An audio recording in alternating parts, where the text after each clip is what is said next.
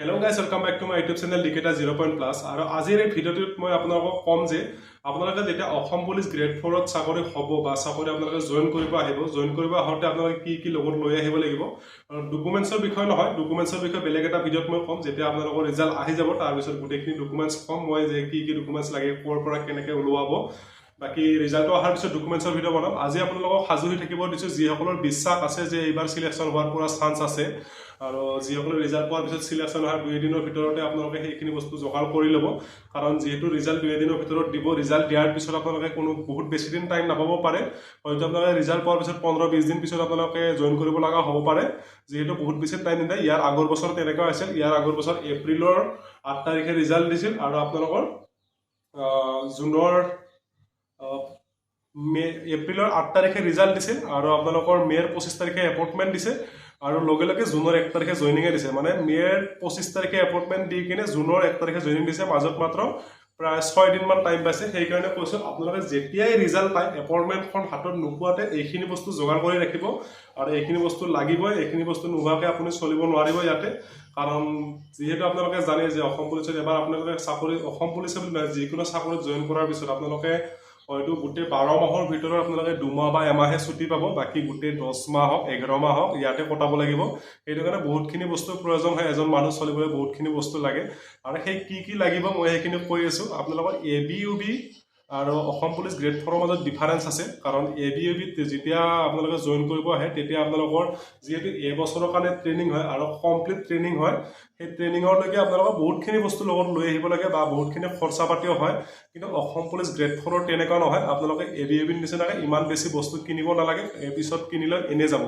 আৰু বহুত বেছি এটা পইচা বৰবাদ কৰিব নালাগে যেহেতু সেইখিনি বস্তু নোহোৱাকৈ চলিব লাগিব মই একদম ইম্পৰ্টেন্ট খিনি কৈ আছো আপোনালোকে যিখিনি লৈ আহিব লাগে তাতকৈ বেছি বস্তু নালাগে আৰু তাতকৈ অধিক বস্তু আনিলে একো নাই খালি আপোনালোকৰ পইচা কিটা অলপ বহুত বেছি খৰচা হৈ যাব আৰু ইমানখিনি বস্তু ইয়াতে প্ৰয়োজন নহয় আৰু আপোনালোকে কি আনিব লাগিব মই মানে এখন লিষ্ট বনাই ৰাখিছিলো বাকি যিখিনি লিষ্টত লিখিছো বা যিখিনি আপোনালোকক এতিয়া ক'বলৈ ওলাইছো সেইখিনি বহুত ইম্পৰ্টেন্ট হয় কাৰণ সেইখিনি নোহোৱাকৈ আপুনি নৰ্মেলি এবছৰ তেনেকৈ চলিব নোৱাৰিব বা 6 মাহ এবছৰলৈ তেনেকৈ চলিব নোৱাৰিব কাৰণ মানুহ এজন চলিবলৈ হ'লে সেইখিনি বস্তু একেবাৰে প্ৰয়োজন হয় আৰু তাতকৈ বেছিও নেলাগে বহুত বেছি বস্তু হলেও মানে কি আমাৰ ৰাখিব দিগদাৰ হয় কাৰণ আপোনালোকে এটা ৰুমতে 50-60 জন ল'ৰা থাকিব কাৰণ এখন বিছনা তলতে গোটেইখিনি বস্তু ৰাখিব লাগিব কাৰণ এক্সট্ৰাটো ৰুম নেপায় সেইটো কাৰণে ইমানখিনি বস্তু হলেও ৰাখিবলৈ দিগদাৰ হয় নাইবা আপোনালোকৰ ট্ৰেন্সফাৰ কৰি থাকে অথবা বেলেগ বেগত পঠাই থাকে তেতিয়াহ'লে আপোনালোকে গোটেইখিনি বস্তু উঠাই নিবলৈ দিগদাৰ হয় সেইকাৰণে বহুত বেছি বস্তু নানিব পিছত আপোনালোকৰ নিজৰে দিগদাৰ হ'ব এইফালে নিবলৈ আপোনালোকৰ ৰুম চুম চেঞ্জ হৈ থাকে মানে এইফালে ৰুম চেঞ্জ কৰিলে আপোনালোকৰ বহুতখিনি বস্তু হ'লে আপোনালোকৰ বহুত বেছি দিগদাৰ হৈ যায় সেইকাৰণে এইখিনি বস্তুৱে লৈ আহিব বেছিও নানিব তাতকৈ কম হ'লে আপোনালোকৰ দিগদাৰ হৈ যাব ইয়াতে কিনিব লগা হ'ব আৰু এইখিনি ইম্পৰ্টেণ্ট মই প্ৰায় 10টামান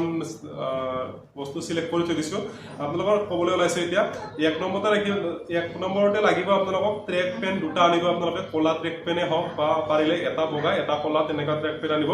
আৰু লগতে হাফ পেন আনিব হাফ পেনটো খাকি আনিলে ভাল হ'ব কাৰণ ইয়াতে কেম্পৰ ভিতৰত খাকি হাফ পেন পিন্ধি থাকিলে নিজৰে ভাল লাগিব বা বেছি লেতেৰাও নহয় সোনকালে বগা হাফ পেন আনিলে সোনকালে লেতেৰা হৈ যাব সেইকাৰণে আপোনালোকে হাফ পেনটো খাকি হাফ পেন আনিব বাকি হাফ পেন দুটা আনিলেও হৈ যাব আৰু লগতে বগা টি চাৰ্ট দুটা আৰু লগতে নৰ্মেল বেলেগ কালাৰ টি চাৰ্ট আপোনালোকে নৰ্মেল টাইমত পিন্ধিবলৈ আনিব পাৰে যেতিয়া আপোনালোকৰ ডিউটি নাথাকিব বা আপোনালোকে ৰুমত এনে থাকিব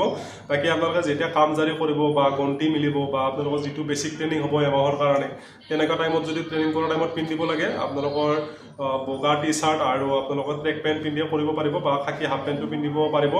নৰ্মেলি সেইকাৰণে আপোনালোকে খাকি হাফ পেণ্টটো আনিব আৰু বগা টি চাৰ্ট দুটা আৰু বাকি বেলেগ কালাৰৰ টি চাৰ্ট দুটা আনিব পাৰে মানে টি চাৰ্ট 4টা হ'লেও চলি যাব বহুত বেছি নালাগে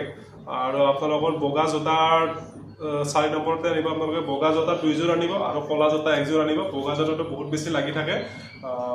নাইবা এনেকুৱাও কৰিব পাৰে বগা জোতা 1যোৰ খাকি জোতা 1যোৰ আৰু ক'লা জোতা 1যোৰ মানে জোতা 3যোৰ হ'লে হৈ যাব বহুত বেছি হ'লে আপোনালোকৰ আনিবলৈও দিগদাৰ হ'ব ইয়াতে ৰাখিবলৈও দিগদাৰ হ'ব নাইবা বেলেগত পঠালে আপোনালোকৰ বেগত মানে জোতা ভৰাব বহুত দিগদাৰ হয় সেইটো কাৰণে জোতা 3যোৰ হ'লে চলি যাব বাকি যেতিয়া আপোনালোকে দৰমহা পাব পিছত আপোনালোকে নিজৰ চইচ মতে লৈ ল'ব পাৰিব সেইটো পিছৰ কথা বাকি যেতিয়া প্ৰথম জইন কৰিব আহিব 3যোৰ আনিব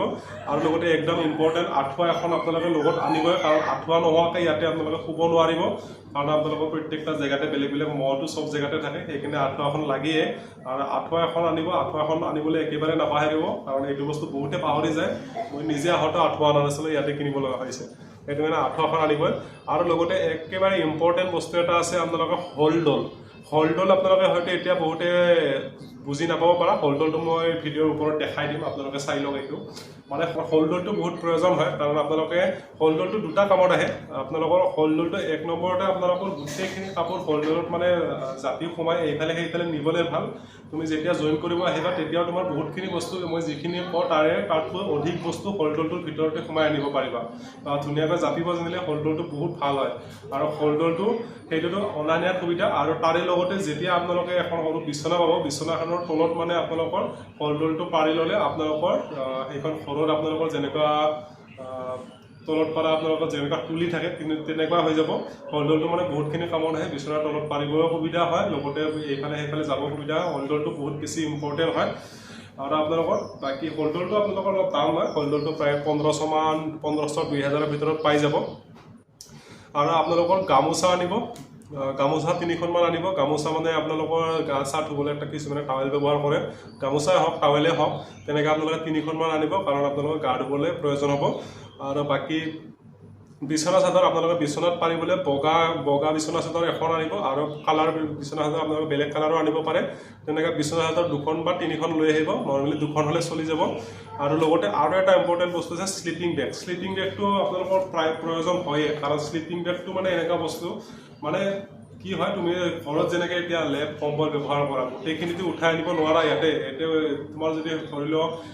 তুমি আপাৰ আছামত ল'ৰা, লোৱাৰ আছামত জইন হ'ল, বা লোৱাৰ আছামত ল'ৰা আপাৰ আছামত জইন হ'ল, তেতিয়া তোমাৰ ইমানখিনি বস্তু নিবলৈ অলপ দিগদাৰ হয়। আৰু এটা বেগৰ ভিতৰত বা এটা হলডলৰ ভিতৰত ইমানখিনি বস্তু নিবলৈ অলপ অসুবিধা হ'ব। সেইটো কাৰণে মানে শ্লিপিং বেগটো সৰু জেগাতে সৰু বেগ এটাতে সোমাই যায়, আৰু সেইটো যদি উৰা তেতিয়াহ'লে ঠাণ্ডাও নাপায়। সেইটো কাৰণে মানে কি শ্লিপিং বেগটো ডিফেন্স লাইনত বহুত ইম্পৰ্টেণ্ট হয়। আৰু শ্লিপিং বেগটো প্ৰায় আপোনালোকে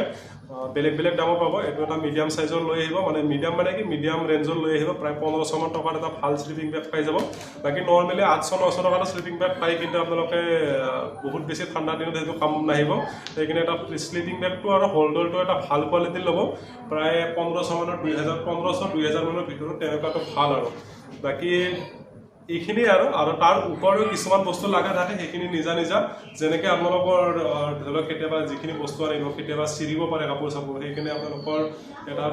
বেজি লাগে। বেজি মানে আপোনালোকৰ চব জেগাতে বেলেগ বেলেগ হয়। আমি তাতে বেজি বুলি কওঁ, কাপোৰ চিলাবলৈ যিটো ব্যৱহাৰ হয় সেইটো আমি বেজি বুলি কওঁ। এনেকৈ বেজি 2-3টা লৈ আহিব, লগতে সূতা আপোনালোকৰ কাপোৰ চিলাবলৈ টাউকৰি 2-3টা লৈ আহিবা।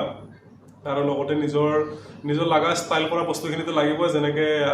আইনা হওক, ফণি হওক, বা আপোনালোকৰ নিজৰ ক্ৰীম, যোনে যি ব্যৱহাৰ কৰা ক্ৰীম চেম্পু আপোনালোকে যি ব্যৱহাৰ কৰা সেইটো নিজা কথা। বা সেইবিলাক সৰু সুৰা বস্তু সেইবিলাক ইয়াতেও ল'ব পাৰিবা। কিন্তু আপোনালোকে ঘৰৰ পৰা লৈ আহিলে ভাল হয়, কাৰণ আপোনালোকৰ যেতিয়া প্ৰথম জইন কৰিব তেতিয়া আপোনালোকক বহুত বেছি বাহিৰত ওলাব নিদিয়ে। এমাহলৈ আপোনালোকক গ্ৰেড 4 হ'লেও মানে কি এমাহলৈ আপোনালোকক গেটৰ বাহিৰত ওলাব নিদিব পাৰে। সেইটো কাৰণে ইয়াতে যদি কিছুমান বেলেগক যদি আনি দিব দিয়ে, তেতিয়াহ'লে আপোনালোকৰ ডাবুল পইচাও লৈ ল'ব পাৰে, বা সিহঁতক তুমি নিজে দিব লাগিব, যে এটা এক্সট্ৰা পইচা এটা দিব লাগিব। কাৰণ তোমাৰ বস্তু এটা আনি দিব, তুমিতো তেওঁক এনেই পঠাব নোৱাৰা, তেওঁ নিজৰ গাড়ীত তেল খৰচ কৰি যাব। সেইটো কাৰণে মানে এক্সট্ৰা পইচা এতিয়া বহুত বেছি খৰচ হৈ যাব পাৰে। সেইকাৰণে একেবাৰে সৰু বস্তুটো ঘৰৰ পৰা লৈ আহিবলৈ চেষ্টা কৰিব। বাকী এইখিনি আৰু বেছি বস্তু নালাগে। আৰু কিছুমান বস্তু যিখিনি নিজৰ প্ৰয়োজন হয়, যেনেকৈ আপোনালোকৰ যিসকলৰ এতিয়া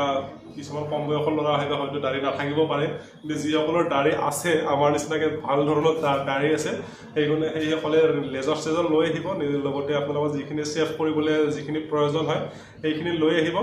আৰু বাকী চুলি কাটাৰ কাৰণে ইয়াতে কোনো টেনশ্যন নাই। বাকী চুলি কাটাৰ কাৰণে প্ৰত্যেকটা বেটেলিয়নতে মানে চেলুন থাকেই, সেইটো আপোনালোকে ফ্ৰীতে চুলি কাটিব পাৰিব। বাকী নৰ্মেলি সেইখিনি আহে, দাড়িও কাটিব পাৰি, কিন্তু আপোনালোকে দাড়ি এনিটাইম হয়তো তাতে ভিৰ লাগি থাকিব পাৰে। সেইটো কাৰণে নিজৰ লেজাৰখিনি সেইখিনি লৈ আহিব। বাকী ইম্পৰ্টেণ্ট হিচাপত বস্তু এইখিনিয়ে। আৰু তাৰে উপৰি 2-এটা যিখিনি নিজক প্ৰয়োজন হয় সেইখিনি বস্তু লৈ আহিব। আৰু এইখিনি বস্তু প্ৰায় হিচাপ কৰিবলৈ হ'লে আপোনাৰ গোটেইখিনি হিচাপটো মই কৰা নাই, কিন্তু আপোনালোকৰ প্ৰায় এইখিনি শ্লিপিং বেগ আদি বা হলডল বা বিচনা চাদৰ জোতা গোটেইখিনি হিচাপ কৰিলে প্ৰায় আপোনালোকৰ প্ৰায় 8000-9000 টকা মানৰ ভিতৰত গোটেইখিনি বস্তু আহি যাব। এটা মিডিয়াম বাজেটত যদি মিডিয়াম ৰেঞ্জৰ বস্তু যদি কিনা বহুত বেছি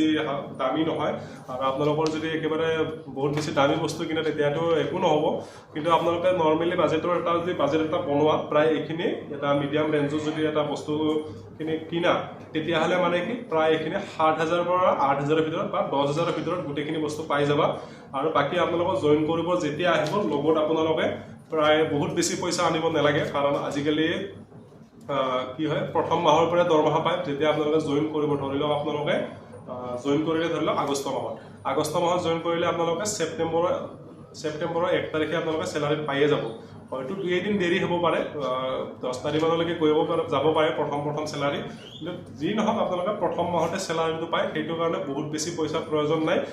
নৰ্মেলি আপোনালোকে কেছ পইচা লগত লৈ আহিব আপোনালোকে 3-4 হাজাৰ টকা কেছ পইচা লগত লৈ আহিব আৰু কেছ পইচা বহুত বেছি লগত নাৰাখিব কাৰণ ইয়াতে প্ৰথম আহিব চব নতুন ল'ৰা আহে কোন কেনেকুৱা ল'ৰা থাকে একো ধৰিব নোৱাৰা সেইখিনি বেছি কেছ পইচা নাহিব যিসকলে ফোনপে গুগল পে ব্যৱহাৰ কৰা বা নিজৰ ATM-খন লগত লৈ আহিব প্ৰায় আপোনালোকে কেছ পইচা হাতত 2-3 হাজাৰ ৰাখিব আৰু একাউণ্টছত আপোনালোকে 3-4 হাজাৰ মান ৰাখিব প্ৰায় আপোনালোকৰ মানে 7-8 হাজাৰ মান টকা আপোনালোকে এমাহ চলিবলৈ লৈ আহিব কাৰণ আপোনালোকে যেতিয়া প্ৰথম জইন কৰিব আহিব তেতিয়া মানে কি আপোনালোকৰ মেছৰ খৰচাটো আপুনি নিজে দিব লাগিব আৰু যদিহে মেছ নাথাকে আপোনালোকে তেতিয়াহ'লে হোটেলৰ যিখন কেণ্টিন থাকে বা বাহিৰত ভাত খাব লগা হ'ব পাৰে নৰ্মেলিতো মেছ থাকিবই মেছত ভাত খাব পাৰিব আৰু মেছৰ খৰচাটো মানে প্ৰথম আহিকে দিব লগা হ'ব পাৰে সেইটো কাৰণে আপোনালোকে প্ৰায় 7,000-8 হাজাৰ মান টকা এটা নিজৰ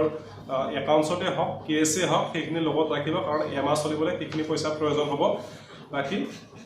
বেলেগ একো নাই এইখিনি আৰু ইয়াৰ ভিতৰত যদি কিবা ৰহি গ'ল আপোনালোকে কমেণ্ট কৰিব মই কমেণ্টৰ এনচাৰ কৰিম যদিহে মোৰ কিবা ৰহি গ'ল তোমাৰ প্ৰয়োজন লাগে হোৱা বস্তু যদি মই কোৱা নাই সেইখিনি কমেণ্ট কৰিব সেইখিনি লাগে নে নালাগে মই ধুনীয়াকৈ বুজাই দিম কমেণ্টৰ ৰিপ্লাই কৰিম আৰু বাকী ABUB যিসকলে চাকৰি এইবাৰ পাব বা ৰিজাল্ট অহাৰ পিছতে হওক বা ৰিজাল্ট অহাৰ আগতে এতিয়া যিসকলে একদম 100% জানিছে যে মোৰ চাকৰি হ'ব পৰা চান্স আছে সেইসকলে যদি বিচাৰে যে ABUB জইন কৰিব আহিলে কি বস্তু লগত লৈ আহিব লাগে সেইসকলৰে এটা এক্সট্ৰাকৈ ভিডিঅ' বনাই দিম যদিহে কমেণ্ট কৰে কোনোবাই তেতিয়া মানে ABUB-টো অলপ ডিফাৰেঞ্চ হয় গ্ৰেড 4ৰ লগত নিমিলে ABUB